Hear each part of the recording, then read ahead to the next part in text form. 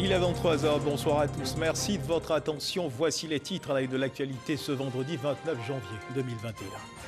La sécurisation des législatives qui se tiendront en mars prochain figure déjà à l'agenda des forces de défense et de sécurité. Les hommes de troupes, les différents commandements, les généraux ont commencé à se pencher sur cette question à l'état-major des armées. On en parle en ouverture de journal, ce sera avec Didier Nguessan.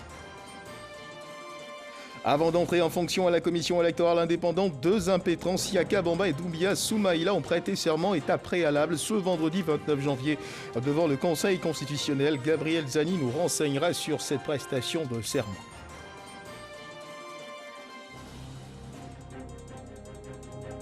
Et la ville de Mimillan, chef-lieu de la région du Folon, décrite il y a peu comme une ville sinistre, commence à sortir de sa léthargie. Grâce au bond spectaculaire en termes de projet de développement qu'elle connaît, avec Eugène Atouvé, notre reporter, nous regarderons au progrès significatif que connaît la ville de Mimillan. Voilà pour l'essentiel. Oui, bonsoir à tous. Les élections législatives se tiendront dans le mois de mars et déjà du côté de l'état-major des armées, l'on pense à la sécurisation du scrutin. Les hommes de troupes, les différents commandements, les généraux ont abordé cette question à l'état-major des armées au plateau, comme nous le disions à l'instant dans les titres. On en parle avec Didier Nguessan. Elles ont été mobilisées pour sécuriser l'élection présidentielle. Une mission réussie. Les forces armées de Côte d'Ivoire se préparent également à assurer la sécurité de l'élection législative du 6 mars prochain. Place d'armes Ouattara Thomas Dakin de l'état-major des armées. Le chef d'état-major général des armées, le général Lassina Doumbia, passe en revue les troupes composées d'une section de l'armée de terre, de l'armée de l'air, de la marine nationale, du groupement des sapeurs-pompiers militaires, une section du groupement ministériel des moyens généraux, le bâton de commandement de soutien, le tout sous la musique des forces armées de Côte d'Ivoire. Il s'en est suivi la montée des couleurs et l'exécution de l'hymne national. Présentant les vœux des armées au général Lassina Doumbia, le contre-amiral Célestin Kwame Nguessan dresse le bilan 2020 et les perspectives. Un des actes majeurs posés au cours de l'année 2020 fut incontestablement les directives implémentées aux armées pour la sécurisation des élections présidentielles. En somme, par vos instructions fermes, elles ont adopté un comportement exemplaire et ont montré leur professionnalisme lors de ces joutes électorales. Elles ont réussi également à maintenir l'unité, la cohésion et surtout la discipline dans les rangs. Pour le chef d'état-major général des armées, les hommes en tenue doivent rester à équidistance de la politique et inversement. L'année 2021 comportera elle aussi des défis, dont les premiers apparaîtront avec la sécurisation des législatives, dont la planification est bien avancée. Pour ce rendez-vous et pour les autres sollicitations à venir, il nous faudra faire de nouveau preuve de professionnalisme et de sens élevé du sentiment patriotique. L'arène politique n'est pas le champ d'action de l'armée, tout comme l'armée ne devrait être le terreau du discours politique. Les frères d'armes ont partagé un repas. Et deuxième titre de ce journal, Siaka Bamba et Doumbia Soumaïla, deux impétrants ont prêté serment ce vendredi 29 janvier 2021 devant le Conseil constitutionnel. Étape préalable pour eux avant d'entrer en fonction à la commission électorale indépendante. La prestation de serment a eu lieu au cours d'une audience solennelle tenue au Conseil constitutionnel. Cette prestation de serment est un engagement, c'est ce que nous dit Gabriel Zani. Je m'engage à bien et fidèlement remplir ma fonction, à l'exercer en toute indépendance dans le respect de la Constitution et du code électoral. Avant leur entrée en fonction à la commission centrale de la commission électorale indépendante, Siaka Bamba et Soumaïla Doumbia ont prêté serment devant les membres du Conseil constitutionnel conformément à la loi. La présente cérémonie a pour fondement la loi numéro 2001-634 du 9 octobre 2001 portant composition, organisation, attribution et fonctionnement de la commission électorale indépendante, laquelle loi dispose en son article 7 qu'avant leur entrée en fonction, les membres de la commission centrale de la CEI prêtent serment devant le Conseil constitutionnel. Cette disposition est l'expression de la volonté du législateur d'appeler l'attention des impétrants sur le niveau élevé de la charge qui leur incombe en lien avec les enjeux électoraux. Siaka Bamba est désigné représentant du PDCI à la commission centrale de la CEI et Soumaïla Doumbia intègre la commission pour le compte du groupement politique GPPP. Il remplace Henriette Lagou pour achever son mandat en cours. Par cette prestation de serment, les impétrants viennent de se prêter à la nation ivoirienne et non aux partis politiques qui les ont désignés. Il s'agit généralement d'un rite oral par lequel on s'engage devant une institution, en l'occurrence ici, devant le Conseil constitutionnel. Ce serment vous recommande d'exercer votre fonction en toute indépendance, en toute impartialité, dans le respect de la Constitution et du Code électoral et à garder le secret des délibérations et des votes. Dire la vérité des urnes, rester discret sur les secrets des délibérations, pour ne citer que ses qualités de commissaire central de la CEI, Soumaïla Doumbia exprime le bien fondé de son engagement. C'est un engagement et un engagement est sacré. Et donc je voudrais rassurer le peuple de Côte d'Ivoire sur le caractère sacré de cet engagement que je remplirai, n'est-ce pas, comme étant un devoir vis-à-vis du peuple de Côte d'Ivoire. Avec la prestation de serment de Siaka Bamba, le PDCI signe son entrée à la commission centrale de la CEI qui compte désormais 16 membres. Le président Alassane Ouattara avait pris une ordonnance pour modifier la loi sur la CEI en vue de permettre l'attribution des sièges dans cette commission aux partis de l'opposition dont la représentation au Parlement est la plus significative. Ils ont eux aussi prêté serment, 3 magistrats et 2 greffiers militaires. C'était jeudi dernier lors de la cérémonie de rentrée judiciaire à l'état-major des armées. Cérémonie qui marquait en même temps le démarrage des audiences criminelles et correctionnelles au tribunal militaire d'Abidjan. Laure Goretti, Abou Sanogo. Je jure. En jurant d'exercer leur métier avec honnêteté, discipline et probité, afin de ne rendre compte qu'à la seule autorité de la loi, de l'exercice de leur devoir d'avocat militaire, 3 magistrats militaires et 2 greffiers militaires font leur entrée dans la grande famille de la justice militaire. Nous sommes vraiment contents. Faut dire que c'est l'accomplissement d'un long parcours et qui est couronné aujourd'hui par la prestation de serment.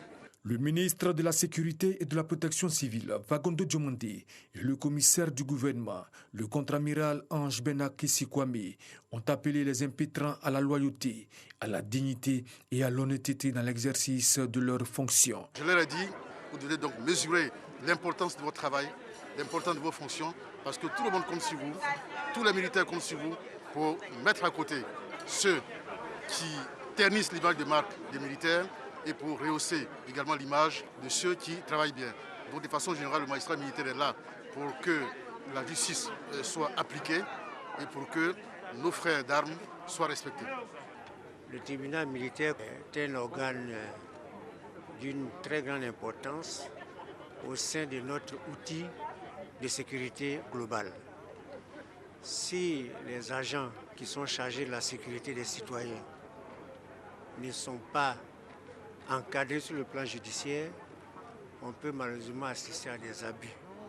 Et justement, c'est pour prévenir ces cas de figure que l'État a mis en place le tribunal militaire. Le tribunal militaire d'Abidjan est un appareil au service de l'exécutif pour lutter contre l'impunité, assurer l'égalité de tous les citoyens devant la justice. Cette cérémonie de prestation de serment marque l'ouverture des audiences criminelles et correctionnelles au tribunal militaire d'Abidjan au titre de l'année 2021-2022. Et on change de registre pour parler cette fois de la 46e Assemblée parlementaire francophone qui s'est tenue autour du thème « Les parlements francophones face à la crise de la Covid-19, perspectives pour demain » qui s'est achevée ce vendredi. Tenue par visioconférence, cette 46e Assemblée parlementaire francophone a vu la participation de la Catalogne, du Cambodge et de l'Assemblée territoriale de Wallis et Futuna. Abdoulaye Koné. L'Assemblée parlementaire de la francophonie a pour la première fois réuni son assemblée plénière en visioconférence le 28 et 29 janvier. Cette 46e session a réuni plus de 350 participants issus de 46 sections de l'APF. La Côte d'Ivoire est largement en avance sur toutes les résolutions qui ont été adoptées aujourd'hui. Et pour notre part, au niveau de la Côte d'Ivoire, nous avons fait part de ce que nous avons comme préoccupation politique, préoccupation sanitaire et même économique aussi. afin que l'Assemblée parlementaire de la francophonie puisse en juger. Placés sous la présidence d'Amadou Soumaoro, les participants ont insisté sur l'importance d'agir concrètement pour le bien-être des populations francophones. Ils ont également fait part de leur détermination à accroître la portée politique de leur action sur la scène internationale, malgré l'incidence de la Covid-19.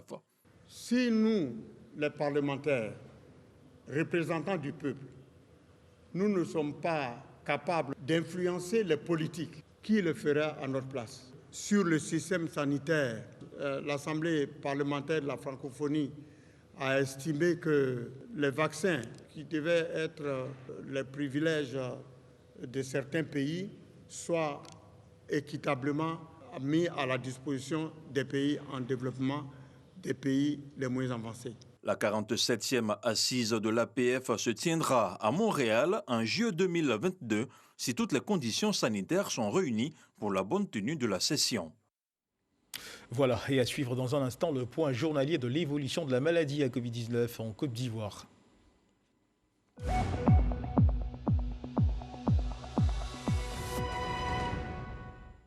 Le ministère de la Santé et de l'Hygiène publique a enregistré ce vendredi 29 janvier 2021 240 nouveaux cas sur 3418 échantillons, 128 guéris et 1 décès. À la date du 29 janvier 2021, la Côte d'Ivoire compte donc 27 934 cas confirmés, dont 25 670 personnes guéries et 152 décès. Et à ce propos, le ministre de la Santé et de l'Hygiène publique a fait depuis San Pedro le point hebdomadaire relatif à l'évolution de la maladie à coronavirus en Côte d'Ivoire. Il ressort que le nombre de cas positifs s'est multiplié par 4 de décembre 2020 au 28 janvier 2021 selon le ministre Aka Awele, et le taux de positivité est passé de 2,9% du 14 janvier à 7,3% au 28 janvier 2021. Le ministre appelle au renforcement des mesures barrières. Sam Conan, notre correspondant à San Pedro, a suivi ce point de presse depuis la salle de conférence du CHR de cette ville. Pour ce point hebdomadaire sur l'évolution de la Covid-19 qui s'est tenu dans les locaux du CHR de San Pedro, le ministre de la Santé et de l'Hygiène publique, Eugène Aka Aoulé, avait à ses côtés le maire de la commune et le secrétaire général de préfecture. Le ministre Aka Aoulé a indiqué que de décembre 2020 au 28 janvier 2021, le nombre de cas positifs s'est multiplié par 4 dans notre pays. Une comparaison des mois de décembre 2020 et de janvier 2021 montre que la Côte d'Ivoire a enregistré respectivement 1169 et 4814 cas positifs. Comme on le voit, le nombre des cas positifs a été multiplié par 4. Quant aux décès, nous avons 5 en décembre contre 14 à la date du 28 janvier 2021. Une autre analyse des décès montre que du 22 au 28 janvier, c'est-à-dire en une semaine, nous avons enregistré 8 décès. Le taux de positivité moyen est passé de 2,9% en décembre à 7,3% en janvier 2021. La Côte d'Ivoire est passée du 25 décembre au 28 janvier 2021 de 251 cas actifs à 2001. Soit une multiplication par 8. San Pedro figure parmi les villes les plus touchées par cette pandémie de Covid-19, a souligné le ministre Aka Awele. À ce jour, 6 cas sont encore actifs, dont 1 est à Abidjan, donc il y a 5 à San Pedro, avec 27 cas suivis. Tous les cas actifs et les cas à contact sont confinés à domicile. J'ai le plaisir de vous dire qu'ici, il n'y a pas eu un seul décès. Pour éviter cette explosion épidémique, le ministre de la Santé et de l'Hygiène publique exhorte au renforcement des mesures barrières. Il convient de renforcer les mesures barrières, de limiter les déplacements non essentiels et d'éviter les rassemblements festifs et autres, mariages, grands rassemblements de prières, etc., pour tenter de reprendre le contrôle de l'épidémie en Côte d'Ivoire. Le ministre de la Santé et de l'Hygiène publique a visité les locaux du site de prise en charge de San Pedro, qui s'équipe progressivement en attendant d'être fonctionnel en février prochain. Et sachez également que ce vendredi soir, la Commission européenne a autorisé la mise sur le marché du vaccin d'AstraZeneca Oxford contre la Covid-19 après le feu vert du régulateur européen. Un feu vert délivré dans un temps record par rapport aux 2 vaccins déjà approuvés, ceux de Pfizer fin décembre et Moderna début janvier. Et nous en sommes au dossier de cette édition, mesdames et messieurs. Aux frontières du Mali et de la Guinée se trouve la localité de Minignan, décrite il y a peu comme une ville sinistre. La ville de Minignan, chef-lieu de la région du Folon, selon le regard de notre reporter Jeanne Atoubé, commence à se distinguer positivement grâce aux bons spectaculaires en termes de projets de développement qu'elle connaît, grâce aux divers programmes comme le PSGouv, le programme social du gouvernement et le PIR2, le programme à impact rapide des régions. À l'image de Minignan, les localités environnantes sont elles aussi impactées par les retombées de ces programmes, de quoi réjouir les populations de ces localités qui sont reconnaissantes au chef de l'État Alassane Ouattara. Regard sur Minignan, symbole du progrès observé dans la région du Folon. Eugène Atoubé.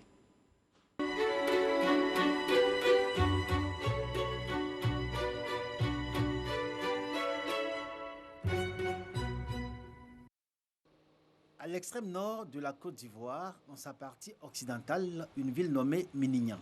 Près de milliers de kilomètres de parcours à partir d'Abidjan pour atteindre cette localité via Daloa, Gagnoua ou Korogo. Quelle que soit l'option choisie, le voyageur ne peut se soustraire de cette épreuve qu'impose le tronçon Oudéné-Minignan, long de 70 km, dernier point de route d'un voyage au bout du pays. Un véritable parcours du combattant aujourd'hui et hier, véritable calvaire. Pour les usagers de cette route menant à Minignan, habitants et personnes y ayant vécu ou passé un séjour, le souvenir de cette localité et ses réalités restent imprimés à jamais dans le livre de leurs souvenirs. Il y a de cela 5 ans, il n'y avait pas de boulangerie, il n'y avait pas un marché adapté pour la région, mais aujourd'hui c'est en train de changer. Quand vous dites à quelqu'un on vous a affecté à Minignan, on vous demande vous avez fait quoi. Il fallait décomposer, faire peut-être 4-5 jours pour arriver à Abidjan. Souvent il n'y a pas de logement. Mais aujourd'hui progressivement la situation est en train de s'améliorer. C'est un nouveau visage que Minignan présente aujourd'hui. Une transformation notable qui tient de la politique de décentralisation grâce à laquelle cette localité, au nom évocateur de nombreux manques, a été érigée en chef-lieu de région, formant avec le département de Kagnasso la région du Folon. Élu président du conseil, Cissé Sendou a mobilisé population, cadres et élus dans un creuset d'union avec pour slogan le développement participatif dans une optique de développement de Minignan, celui de toutes les sous-préfectures de la région du Folon et le progrès de leur population. Minignan a connu une transformation. C'est dû à l'effort de tous. Il y a un devoir qui est comme aux élus locaux, c'est d'écouter leur population, de ne faire ressortir que les besoins des populations. Nous devons faire plus de solidarité, nous devons poser plus d'actions concrètes, mais surtout des actions à impact rapide qui vont soulager les populations. Ici et là dans le Folon, les signes de progrès sont notables. Le changement est saisissant. Avant 2013, sur la quarantaine de villages que compte le Folon, seulement 4 étaient électrifiés. Aujourd'hui, c'est l'inverse. 4 villages restent électrifiés et dans ceux qui se délectent encore de cette marque de progrès autant que les autres, notamment l'eau potable et la construction de marchés modernes et de toute autre infrastructure, à l'exemple de Sokoro, les populations appellent les 4 élus à perpétuer les actions déjà entreprises. Notre préoccupation aujourd'hui, c'est d'avoir un centre de santé. La Tiamba aujourd'hui compte près de 1000 personnes. Donc, s'il faut se déplacer à la Sokoro, bien à Bézoum, aller faire des soins, vraiment, ça nous coûte énormément de problèmes. Les efforts honorables dans le domaine de la santé ne sont pas capitalisés par les populations en termes de taux de fréquentation des structures sanitaires. Cela donne une impression de gâchis vu l'énormité des investissements dans ce domaine. Les examens bilans, quand on les prescrit, elles ne les font pas. Comme on exige qu'elle vienne à l'hôpital, elle vient prendre son carnet, tout simplement, et elle va s'asseoir. Elle attend l'accouchement. Le jour de l'accouchement, quand tu lui demandes votre carnet, elle te donne le carnet pour te dire oui, je suis venue à l'hôpital, j'ai pris un carnet, mais tout ce qui suit, ça ne vient pas. Là, actuellement, elles sont beaucoup préoccupées à la maison. Elles n'ont pas le temps Elle préfère aller faire les travaux champêtres. Il n'y a rien de payant, tout est gratuit. L'accouchement est gratuit. Elles n'ont pas besoin de se faire examiner jusqu'à l'accouchement. D'un village à un autre, les signes indicateurs de développement et de progrès sont visibles. Le slogan « Développement participatif » prend tout son sens à chacune des sessions. Ces moments sont le cadre de détermination des actions à mener au bénéfice des populations. Outre les projets classiques, des besoins particuliers spécifiques sont pris en compte et exécutés. La plupart de ces projets sont des projets sociaux de base. Ce sont des dons octroyés par le président de la République, Alassane Ouattara, dans le cadre du projet Pays 2R, le programme rapide des régions. Notre grand bénéfice, c'est le collège de proximité. Nous venons à peine d'avoir une ambulance. Ils ont aussi renforcé le plateau technique du centre de santé. On se sent à l'aise, mais on entend encore plus. Et nous voulons aussi bénéficier de l'emploi jeune. Minignan et tout le Folon sont reconnaissants au président Alassane Ouattara qui y était en 2015 en visite d'État. Et pour cause, la route au Minignan est en chantier pour son bitumage jusqu'au Mali via la localité de Tienko, dernière localité du Folon. Quitter Minignan pour Antenne au Djéné, c'était un calvaire. Tu décollais soit à 6 heures, peut-être c'est pour arriver à 15 heures à Odjéné, 70 km. Quand l'État dit qu'il travaille pour nous, vraiment c'est une réalité. Beaucoup de choses vont changer. On peut aller facilement au Mali, en Guinée, c'est déjà un ouf de soulagement. Pourtant, avant, on mettait des jours. Le chef-lieu de région du Folon affiche fièrement sa métamorphose. Son aspect rébutant d'hier a fait place à une ville pittoresque qui distille un parfum de modernité. Un festival initié et organisé par le Conseil régional du Folon pour la valorisation et la promotion des atouts touristiques, artistiques et culturels de cette partie du Denguélé, dans une perspective économique, mais surtout d'ouverture sur la Côte d'Ivoire et le monde. Minignan, locomotive du Folon, poursuit sa marche vers le progrès et le développement sur le temps consacré à l'espoir.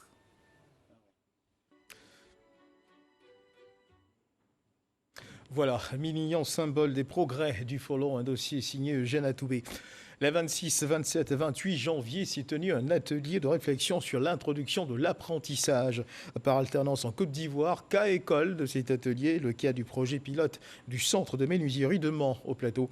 Ces travaux qui consolident la coopération entre l'Allemagne et la Côte d'Ivoire, notre pays, ont vu la participation des experts des deux pays en la matière. Ils visent l'adéquation de la formation et les besoins de l'économie. C'est le ministre de l'Artisanat, Sidiki Konaté, qui a clos les travaux en présence de l'ambassadeur de l'Allemagne en Côte d'Ivoire. Le reportage de Malika Koulibaly.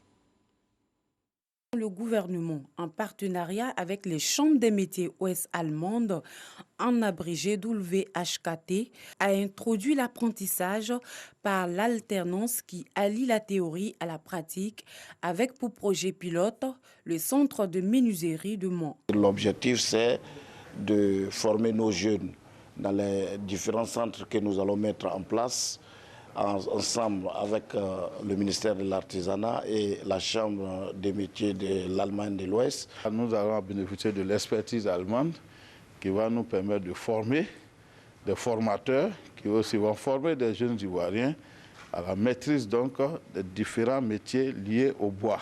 3 jours durant, des experts allemands, leurs collègues de la WHKT, depuis l'Allemagne par visioconférence, ainsi que des nationaux ont animé l'atelier. Les domaines du bâtiment, du génie mécanique et mécatronique, la construction métallique et la soudure, ainsi que la technologie climatique et solaire, faisant partie de ce projet Bonne formation solide artisan, qui présente les mêmes difficultés, ont été également abordées. Je me réjouis qu'il y a des projets qui existent déjà. On a des négociations sur notre coopération. Le gouvernement allemand est prêt, je peux le déjà dire, de faire plus. Nous bénéficions donc de l'outil de production. Des machines viendront donc de l'Allemagne qui pourront être mises à la disposition donc de ces jeunes. Donc ils vont se former sur des machines modernes. Pour donner une chance à tous ces jeunes qui n'ont pas eu la chance d'aller loin à l'école. En dehors du centre de menuiserie de Mont, les 4 autres domaines d'activité seront mis en œuvre dans 4 autres villes de la Côte d'Ivoire, à savoir Badikara, Kong, Korogo et Odiéné. Le gouvernement veut ainsi mettre fin à l'absence de qualification chez les artisans et booster le développement. Et sachez également que 5000 jeunes sont désormais détenteurs du permis de conduire, des permis de conduire qui leur ont été remis par le ministre de la Promotion de la Jeunesse et de l'Emploi des Jeunes à l'auditorium de la CNPS, la Caisse nationale de prévoyance sociale, une action en faveur de l'autonomisation des jeunes qui s'inscrit dans le cadre du volet 4 du programme social du gouvernement. Les précisions de Jeanne Atoubé. Moto, taxi, tricycle, voiture, minicar ou camion. Quel que soit le type d'engin qu'ils auront à conduire, ces jeunes sont assurés d'être qualifiés à le faire. Et c'est avec bonheur et émotion qu'ils reçoivent leur permis de conduire, reconnaissant l'État de Côte d'Ivoire de donner à la jeunesse ivoirienne les moyens de sa propre réalisation. J'avais envie de faire cette formation et je n'avais pas de moyens. Et grâce à ce programme, j'ai bénéficié de ce permis. Donc je voudrais remercier vraiment l'État et demander de continuer pour tous ces jeunes qui sont sans emploi. Eh bien, je suis heureux. Je dis merci au gouvernement. 5017 jeunes vivent ce bonheur d'acquérir un permis de conduire, ces armes grâce auxquelles ils vont se prendre en charge à partir de revenus que va leur procurer au quotidien leur activité. Le projet s'inscrit dans le cadre de la mise en œuvre de l'axe 4 du programme social du gouvernement PESGouv consacré à l'autonomisation des jeunes. Plus spécifiquement, il s'agit du programme développement des compétences en son volet financement de permis de conduire. Grâce à ce document, le gouvernement ivoirien offre à milliers de jeunes l'opportunité de gagner leur vie dans les secteurs liés à la conduite. Vous avez eu les permis, certes, mais au niveau de l'agence emploi jeunes, sur la plateforme de l'agence emploi jeunes, vous avez des offres d'emploi qui donc sont actualisées toutes les semaines. Et vous verrez que dans ces offres d'emploi, il y a aussi donc souvent des recherches de chauffeurs, de conducteurs. Nous allons soumettre au gouvernement une seconde phase pour permettre donc à d'autres jeunes sur l'ensemble du territoire national de bénéficier donc de ce programme. Le programme d'acquisition de permis de conduire a été lancé en 2019 sur fond de grand engouement. 50 000 jeunes s'y sont inscrits. Malgré l'impact de la Covid-19, le programme connaît un engouement encore plus grand. Et puis ce vendredi matin, le ministre de la Réconciliation, Kouadio Konambertin, a reçu en audience une délégation des Nations Unies dans ses nouveaux locaux situés dans la commune du Plateau, une visite de solidarité pour démontrer l'appui et l'attachement des Nations Unies au processus de réconciliation en Côte d'Ivoire. Laure Goretti, Godefroy Okambaro. Les Nations Unies veulent accompagner la Côte d'Ivoire dans sa mission de consolidation de la cohésion sociale dans le pays. Cette volonté a été exprimée au ministre de la Réconciliation nationale. Le représentant du Bureau des Nations Unies pour l'Afrique de l'Ouest et le Sahel, Mohamed Ibn Shabazz, a félicité Kouadio Konambertin pour sa participation à l'élection présidentielle d'octobre dernier. Pour lui, cette participation a contribué à décrisper l'atmosphère politique. Dans cette dynamique, le président de la République a mis en place un ministère dédié à la réconciliation nationale. Nous avons vraiment suivi les discours de M. le ministre pendant la campagne présidentielle et pour nous, c'était toujours un discours, une campagne pour la réconciliation nationale. C'est vrai, il y a eu quelques difficultés. Leur présence et leur rôle dans ce processus nous a aidés donc, à passer ce cap. Et la Côte d'Ivoire est debout. Il vient ce matin encore nous dire la disponibilité des Nations Unies à nous accompagner. C'est encore un atout. Le gouvernement multiplie les actions en faveur de la cohésion sociale et de la paix dans la droite ligne de la mission assignée au ministère de la Réconciliation nationale. Les Nations Unies l'y encouragent et se félicite des acquis observables. Et puis la cathédrale Saint-Paul du Plateau a abrité la messe de requiem pour le repos de l'âme de Marcel Zadikessi, dans la foi. Parents, amis, ex-collaborateurs, personnalités, ministres de la République ont pris part à cette messe qui permet à présent de confier l'âme de feu Marcel Zadikessi à Dieu. Des prières dites par Monseigneur Boniface Ziri et la prédication faite par Emmanuel Savadogo ont permis à l'assistance de comprendre davantage que la vie sur terre n'est pas éternelle. L'humilité et le pardon doivent être notre quotidien, ont prêché les hommes de Dieu. Grand serviteur de l'État, on retient que Marcel Zadikessi était un homme exemplaire. Le président Marcel Zadikessi a quitté le monde des vivants le 13 octobre 2020. Aujourd'hui, il part définitivement d'Abidjan pour son village, Yakoli Dabouo, où il sera porté en terre demain samedi. Adieu, grand bâtisseur, infatigable travailleur, homme de partage. Adieu, président Marcel Zadikessi.